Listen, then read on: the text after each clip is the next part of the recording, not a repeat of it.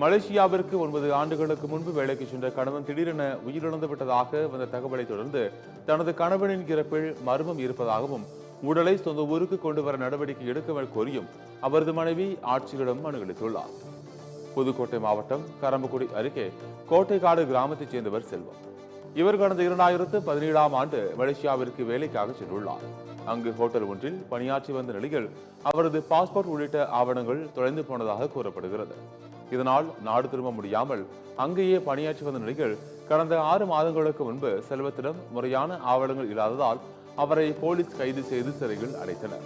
இந்நிலையில் சிறையில் இருந்து திடீரென செல்வம் மாரடைப்பு ஏற்பட்டு உயிரிழந்து விட்டதாக குடும்பத்தினருக்கு வந்த தகவல் பேரிடியாக இருந்துள்ளது.